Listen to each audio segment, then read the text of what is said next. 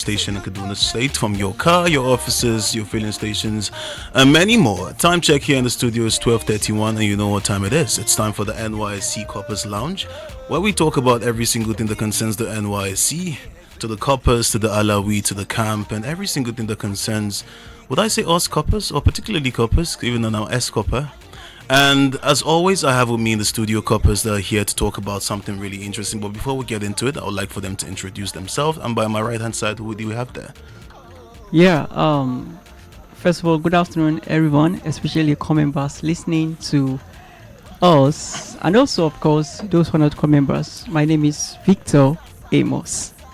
And next to Victor, who do we have? There's absolutely shy from the way I'm seeing. But who do we have there? Good afternoon, everyone. My name is Benedicta. I call Benedicta Oyinye. Okay, and next to her, who do we have? The president himself. Good afternoon, everyone. My name is Ifeanyi Okoye, President of Editorial Board CDS Group. Okay, and next to the president, who do we have? And my name is Israel Miraibu, aka Easy on the Beat. I wonder what beat you always talk about as though you're a producer. But, gentlemen, my name is Eric Bernard Alexander, aka the King of the MIC, and we're talking about entrepreneurship today. But before we get into that, let's take a very little breather and then we come back. It must take time, no matter where you go. All we need is one, peace and unity. My personal CDS feelings.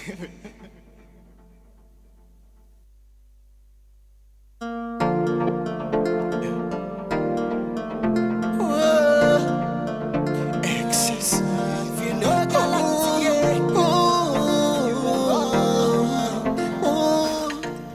Okay, now so serving in the NYC program is a unique phase in a young Nigerian's life. While many see it as just a one-year service to the nation, it can also be a stepping stone to financial independence and business success. With the current state of the economy and the competitive job market, more COP members are exploring entrepreneurship as a way to secure their future.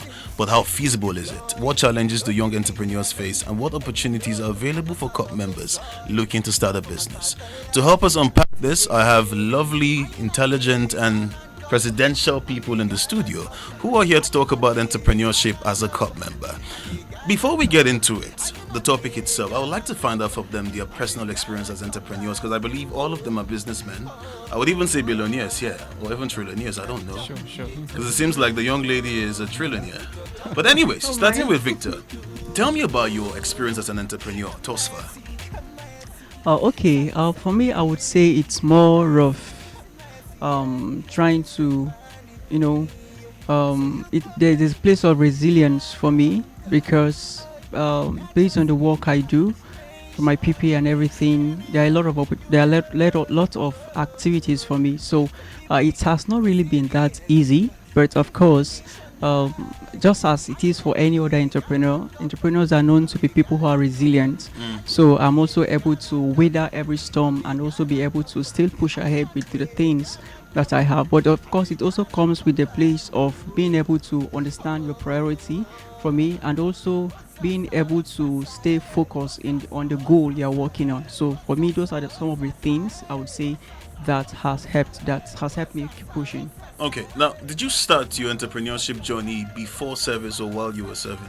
All right, so for me, it started right from university, my I think 400 level. That was when I started from building websites, right? So at the moment, I'm more of providing AI solutions to business. So that's what I'm working on. But it started right from my university days. So it's okay if we call you a tech guy? Yeah, that's And fine. I'm sure you know what that means. That's money. But anyways, moving on to the young lady. Let's hear your journey, Tosfa. Okay, mine it started before NYC started the journey of being an entrepreneur. It was driven by the interest. I love tech. Yes. So. Oh, another tech.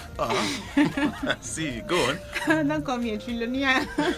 so. I am prophesying. Say it like that. Amen. So I took interest in tech, and I went in learning some majorly graphic design. So it hasn't been easy, but one thing that has kept me ongoing is I know what I want. there's something I'm looking forward to. There's a mindset that I have a picture of who I want to become. So that has kept me going, even in the midst of coming into NYSC and the scheme from PPA and all activities. It's somehow choking, but the like Victor said, the resilience, an entrepreneur should have a picture, a goal, something like a fuel that drives him or her to become whoever he or she wants to be. Just briefly before we hear the president, because he's not just an entrepreneur but a politician. So before we get to him, why did you decide to go down this path? I mean, you could have gone through the traditional route of going to school and then waiting for a white collar job. But why did you decide to become an entrepreneur? Why didn't you just want to wait for a job after school? Or you're still going to look for a job? No, I don't intend to. So No. why did you decide to take this path instead? I feel entrepreneurship is the goal. Entrepreneurship is the, what's the right word? Is the in thing. Like anybody that wants to be successful, especially checking the economy of Nigeria currently, it's the best thing is entrepreneurship. Being Yes. the boss of your own. Yes, being a boss of your own, having your own, making your own money. Because going for a white collar job, you just be restricted to a particular amount of money per month. But then being an entrepreneur gives you access to achieve more, to do more. Not just staying in a particular place. Currently, I desire to be that lady that works from home. Okay, a tech lady that works from home. So I see it as something that will give me access to spread my wings, to do other things and engage in other things and other visions that I have to do. So I'm not just restricted in the four walls of an office, working, and at the end of the month I get And you paid. get stipends. Yes, stipends. That's the right word, stipends. Because I mean, you're a billionaire, so stipends should be the right word, I guess. But hold that thought, I'll come back to you. Presido, let's hear you. How's been your journey thus far? Okay. Should I say this room is filled with techies today? Because I'm also into tech. Say that, I mean, there's a tech guy, there's a tech girl, and even you could be a tech guy too. I'm Who also a knows? tech guy. Aha. So it has been a two-way journey. It hasn't really been easy because initially I actually wanted to study medicine when I was coming up in school, but after writing JAM several times and JAM kept on jamming me. Not like the scores were not good; they were good. They were actually increasing, but then it was like that wasn't the path that God wanted for me. So, and right from when I was growing up, I had always loved tech, like computer. You just give me computer and I'll do my thing. You don't need to guide me. I'll just know how to find my way in it. So, looking at all these things, I decided, okay, this is something I'm good at. Why not just go into this area? And then that's why I started studying computer science. But before then, I started learning other skills, by the way. And then I started developing my own brand. It was challenging because I had to balance up school and business, and then after school coming to NYC, changing location entirely. But the good thing is that I work from home. I'm a freelancer, so I'm not too troubled when it comes to doing my own work. I can do every other work I want to do within the day. Then when I'm at home, take my time, rest, and I just go into my tech, I do my thing. I can be awake at midnight. No one is troubling me, telling me, oh, why are you doing this? Or you need to just leave this place and come and do your thing. That's the good thing about tech per se. And then now blending it with entrepreneurship, it gives me the freedom to do what I want to do at my own time, at my own pace, without anybody trying to bug me or trouble me, trying to like, oh guy, why are you doing this? You're not supposed to be doing this at this time. Why are you not here? Why are you not there? No. So I have that leverage to do what I want to do, and then I produce, like I give my best in what I'm doing. So although the challenges were there, but then being able to balance it up with whatsoever I'm doing, that's just the basics of it. So the flexibility is one thing that you admire. Yes. Okay, now I was also going to ask you and Victor, why go into that? Why take that route? Why not do the normal thing that, of course, we were, would I say deceived to do or raised to do? I think we're cultured to do. I'll put it that way. Go to school. Some people would say, I think when we were little, at that time, we used to say we want to be doctors, we want to be pilots, we want to be nurses. And then eventually JAM changed our destiny in some lights. You wanted to apply for biochem, you got biology and all that. So, and the end goal was you finish school and then you start looking for a job. You know, but I can see these days that I don't think anybody here is waiting for any job, as far as I'm concerned. Not at all. But what if an NPC comes knocking? if an NPC comes knocking, the only reason, or the only should I say, okay, yeah, the only reason why we should give an NPC a chance should be like, because okay, at this point in time, the brand is not fully standing because you need finance to make it stronger. So if an NPC will give you that thing which you need to actually make the brand stronger, you just plan your way. This from this time to this time, I should be able to meet up with such finance, and then this finance should actually help me in setting up this brand in the way I want. When you're done, you just gently, humbly resign from NNPC and focus on your brand, build your brand to the point where you want it to be. So Because you use their money to move yourself forward. exactly, I don't think they would like to hear this as an employee. they will not like that, definitely. But then, But why did you decide to take this part? Okay, for me, it's number one, I would say from the place of understanding, right? Personal understanding of myself, because, even right from when I was in school, I was also working. So I worked in a studio, right?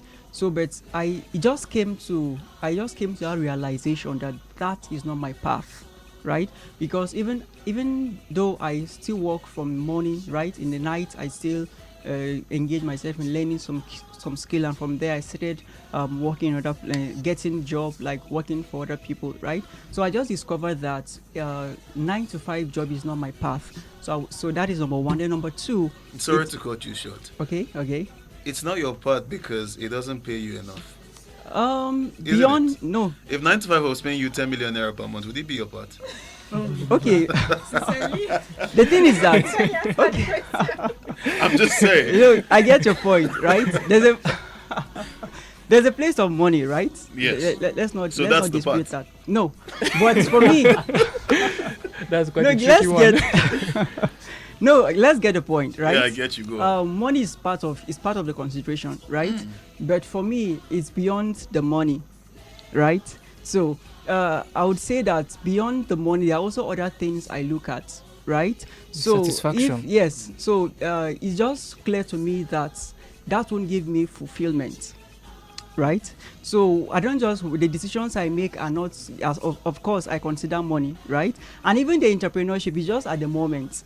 As I continue in it, whatever money NNPC will pay me, right, that will be a chicken change to the path I'm going. So one of the things as an entrepreneur you also look at is long-term. If you study all entrepreneurs, they are long-term thinkers, they are long-term planners. So so you don't just focus on the present gain, you also look at the future prospects of what you're doing. So with that in mind, it also guides some of the steps you take, guides some of the decisions you make, right? So that's why I said that, yes, of course I consider money, but money is not the only thing I consider, right? So but then the second thing that also made me choose entrepreneurship is freedom.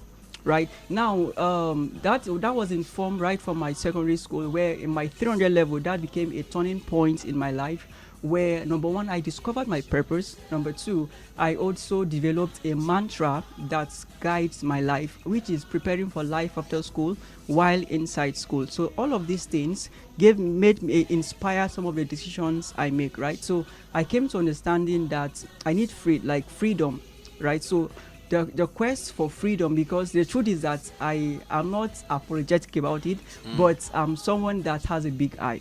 I'm not apologetic about it. No, it's clear. Right? It's So, meaning I'm very ambitious. So it's just, that's why I told you that it came from a point of realization. So it became clear to me that, look, even though I'm not saying that the truth is that entrepreneurship is not for everybody. That's the truth, right? So, but for me, I came to understanding that employee's job is not also for me, because it won't also give me the opportunity to pursue my path. Okay, we'll come back to you shortly, but I believe it's only right that we follow a particular modus operandi. How can the head of programs of EDB not say anything thus far? I think it's wrong. So let's hear you, easy on the beat. Okay. What's your journey been so far? What are the reasons why you decided to go down this path? Well, for me, being an entrepreneur, because it all started from while I was on campus, exactly in my year 2. Because when we are being taught photography, after the class, I just told myself that, Israel, this is your part. Forget any other thing we have been taught in school. This is your part. Just start working towards it. Attend a lot of things. So from that part, I went to places where to learn the photography, how to snap, how to edit. So from there, I start having that passion that, okay, I can establish my own organization as a photographer. So I just, okay, from there, I start learning. And from there, in my year 4 precisely, I told my parents, okay, this is what I want to do. This is what I love to do. I love to snap. And they helped me to have a studio of my own. Then from there, I just start working. And one thing I've come to realize about it is that there are some obstacles you are going to face, the challenges. We'll come back there. Hold that thought. The challenges, we'll get there. Okay. But before we get to the challenges, we're talking about entrepreneurship as a copper. And being a copper is not an easy job. Yeah. That's the reason why we clamor for, can I say we? I'm done. They can't pay me any allowance anymore. But that's the reason why I would say coppers clamor for higher allowance. And because sometimes some people might even work from Monday to Saturday or sometimes Sunday. So how would you advise them? And they want to be entrepreneurs. Beyond the service, they also want to have a business by the side to support them because, like I said, the alawi does not really do justice to the work they put in and sustaining them, especially in this economy. What would you say to someone who is a copper, has a busy schedule as regards his PPA, and wants to be an entrepreneur? What would you say to them? Let's start with the president. Okay, so as a copper entangled in the busy schedule of your PPA, one thing you can do is this: just kind of, your schedule is tight, quite alright, but plan your schedule. That little time, you have to just go through the pain. Like, you have to go through that pain now so that you can prepare for later. When you're done with your PPA work, you have some hours left, maybe hours of night and stuff like that. Depends on the kind of business you do also. For me personally, I'm a freelancer, so I can work at night. It doesn't matter. But someone who is selling bags and all this kind of stuff, they cannot work at night because who are you posting your goods to at that particular point in time at night? So you can just kind of try to plan your day, take breaks. You're in your PPA, but everywhere you work, there should be hours of break. No one will just keep you in a particular spot and expect you to work like from 9 a.m. to 5 p.m. straight without giving you any break. Even your body could even break down from it. So you can just take breaks. When you take breaks, use that break to kind of bring out your own business. If you are dealing with people online, it's not difficult to just pick up your phone in 5-10 minutes, post your goods and services and all. Then you just know how to plan your itinerary, and if you have the capacity to do so, you can actually get someone who can be like a personal assistant, probably a virtual assistant that can assist you from wherever they are. It mustn't be physical. If they can, maybe you are in Kaduna here and the person you are actually dealing with is, let's say, in Abuja, but this person knows how to plan your itinerary for you. You just know how to just deal with this person. Okay, this is my schedule from 9 a.m. to 5 p.m.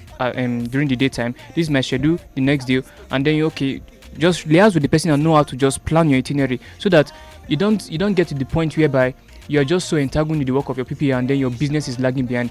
That happens so many times, most especially during the service year. Your business would actually suffer if you don't know how to plan your schedule properly.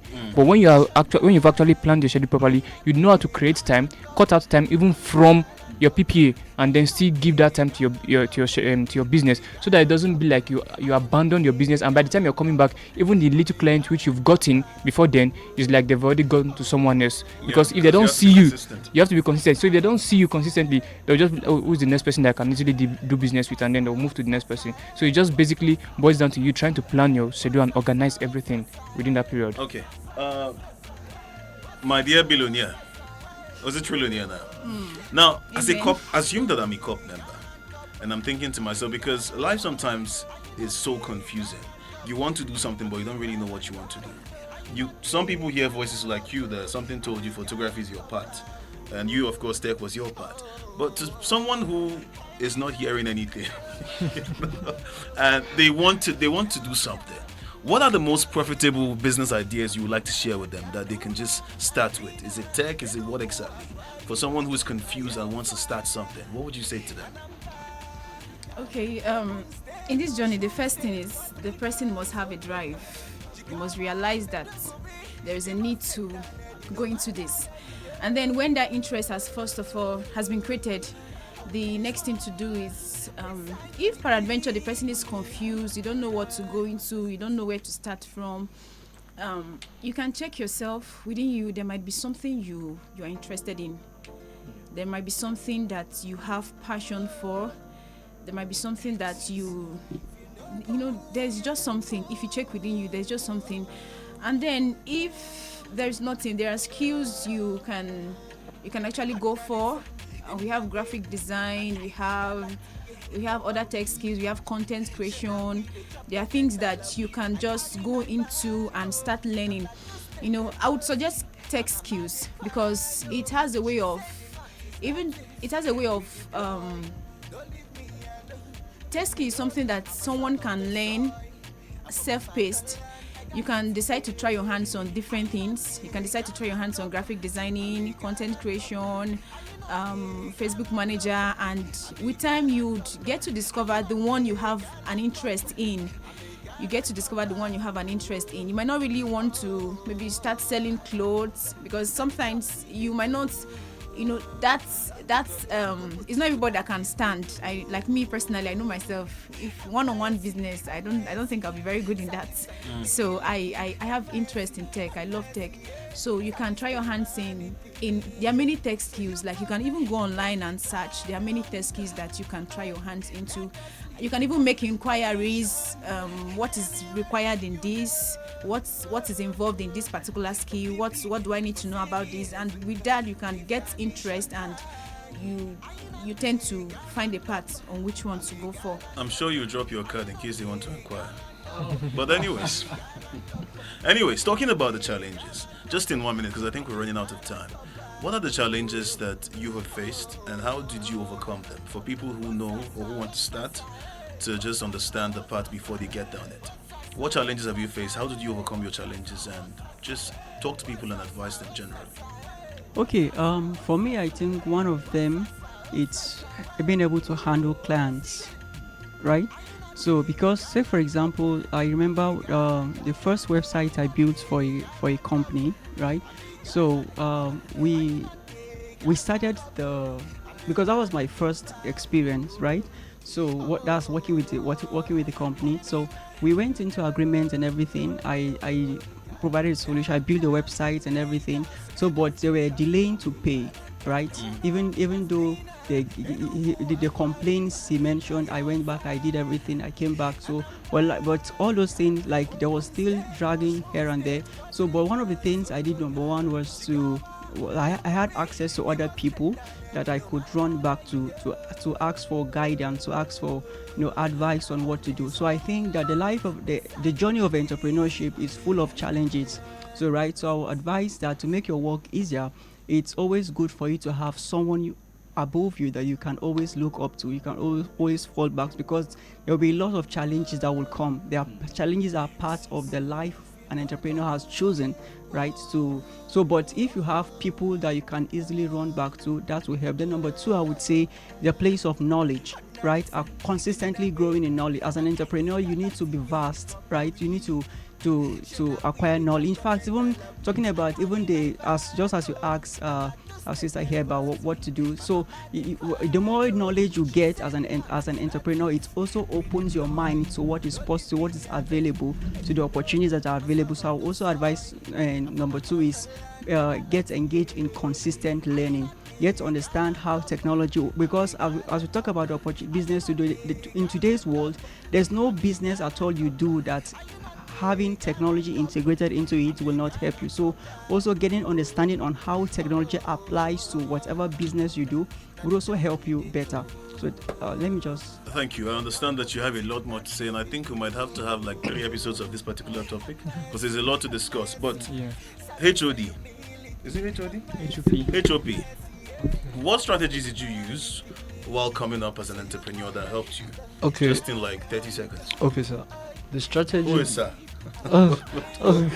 Please pardon me. One thing I've been able to use is that because I have mentors, there are people that I look up to, and these are people that could shape in my career, because these men I have looked up to based on I've discovered some certain skills that I've learned, and I'll ask them, okay, how can I relate this with my clients? And they'll say, okay, Israel, go about this, do this. So make sure that as a future entrepreneur, make sure you have somebody you look up to, and these are the people that will help you and shape your kind of business, and it's very vital. Okay. Well, if you can see the time right now, it's 12:56, and I already have someone looking at me as though she wants to kill me. But anyways, that's all we can take. We're still going to have more episodes on this particular topic to discuss more, so you're better educated as a COP member as regards entrepreneurship. To the president, to the billionaires in the studio that have been here to dissect this topic with me, thank you very much. The show makes a return, same time, same station next week. In case you missed this one, do not miss the next one. My name is Eric Bernard Alexander, telling you to stay tuned to Invicta 98.9 FM. Don't go anywhere, and goodbye.